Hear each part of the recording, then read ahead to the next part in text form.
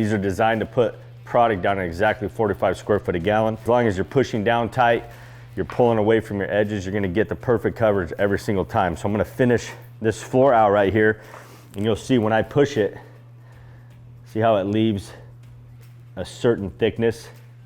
And then now I know once I'm done, my whole floor will have a perfectly even thickness. So when I go to roll it, I don't have to worry about having any thick spots, any thin spots. And again, this is a 135 square foot floor. And watch, once this thing's filled in, I'm not gonna have any resin left to push.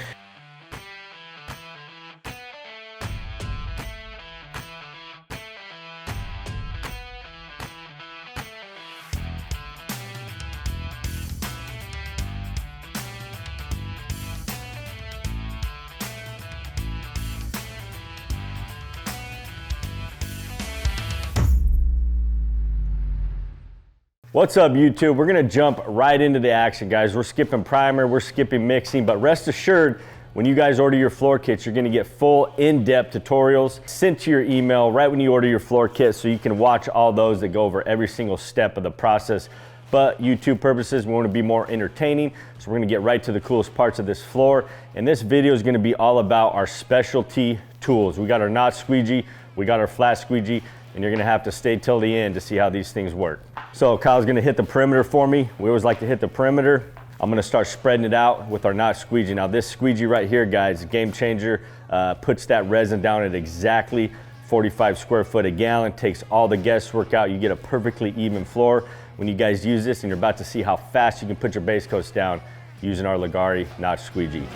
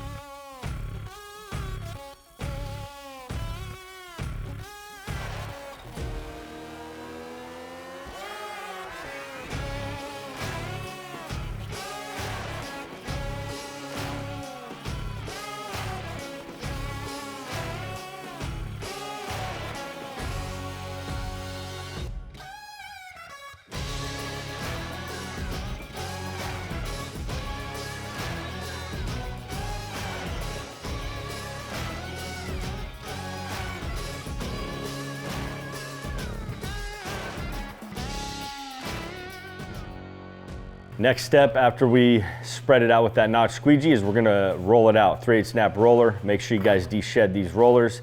I'm just gonna go edge to edge real quick, but one thing I will point out is when I'm soaking up my roller in the beginning, I don't wanna just sit in one spot and pull all the resin out in that area. So I'm gonna jump around the floor, hit a couple different spots until that roller's soaked up, and then I'll start to roll it. And again, I kept it away from this edge because it is tapering off there. We've done so many coats on this floor. But you'll see how there's no sound coming from this roller. It doesn't sound sticky because we have a perfectly even coat on this floor thanks to that Leggari knot squeegee. It's like butter, guys. It literally feels like I'm rolling out some butter that you put into a hot skillet, and it just glides across that skillet. That's what I feel like right now.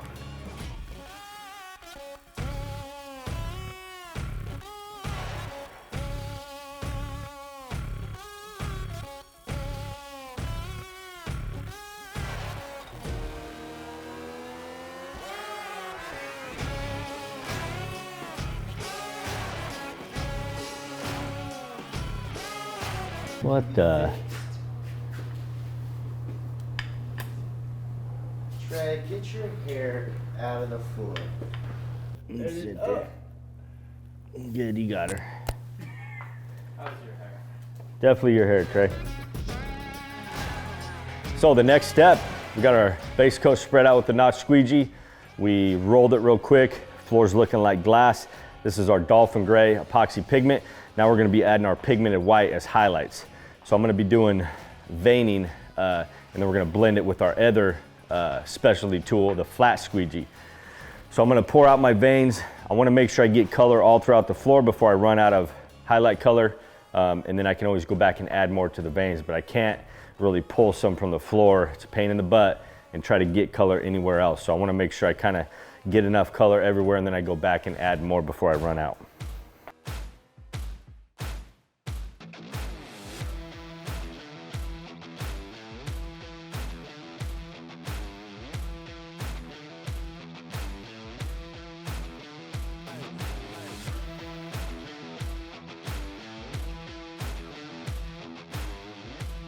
Okay, so I got little product left, little of that white epoxy left. Now what I'm gonna do is I got color all throughout. I might add a little bit right here, something like that. So notice I have white kind of sporadically all over this section. Now I'm gonna go back and get color up to my edges. I want this floor to look like it flows underneath the wall. So I'm gonna just pour a little bit of color right next to my edges, randomly across the floor, just hitting in between these bigger veins. Doesn't seem very vital, but it really is, guys, because if you don't have any color on your edges, you go to blend this in, what's gonna happen is you're gonna have about a 2 to 3 inch perimeter around all your edges that do not have any highlight color, and it doesn't look good.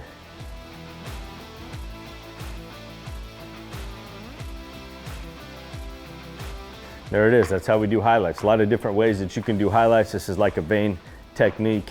We've done puddles, we poured it out randomly, so a lot of options on highlights, but to get this exact look that we're gonna show you, this is the process.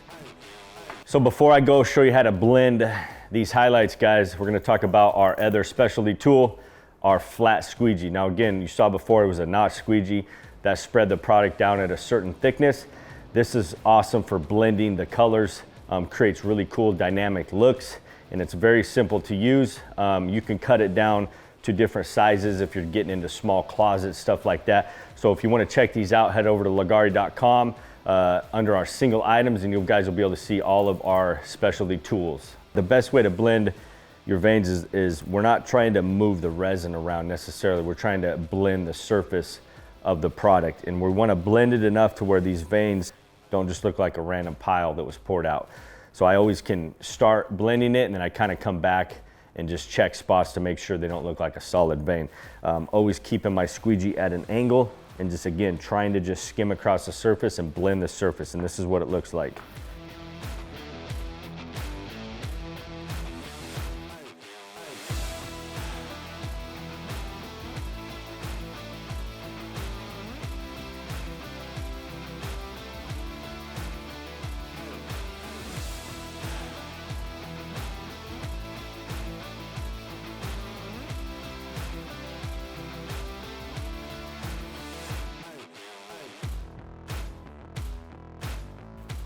All right, so we got it blended. Now the next thing is I want to go around and make sure I don't have any solid spots that I want to blend more. And the other thing is I don't see primer, or like I pulled too much in one area. So I'm just gonna check the floor right now for any spots that got blended that weren't blended enough or too thin. And I'm just gonna kind of fill those in.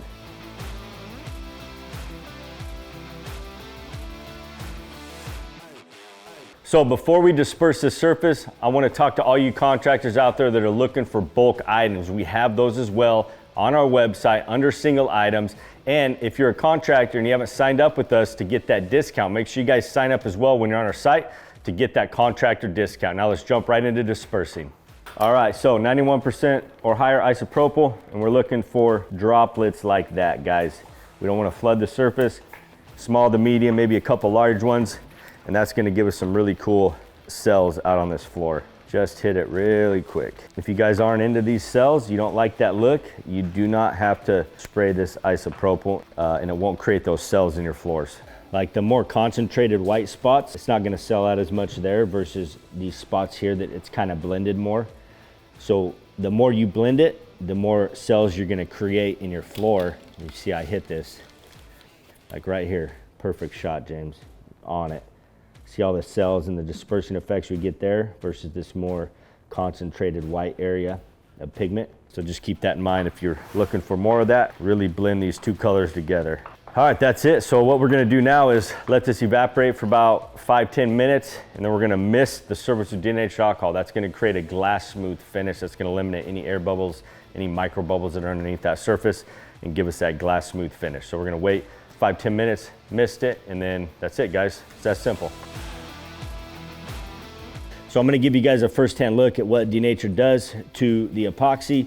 Out of this whole 135 square foot floor, we might have 2 or 3 little minor bubbles. Very, very impressive of a product. Lays out glass smooth. But like I said, the Denatured, I'm gonna spray it, mist it. We're not dispersing, right? We're just trying to mist the surface, and that bubble is gonna pop immediately. It's like magic. Now we have that glass smooth finish. Now it kind of rippled out the surface, but that will lay out.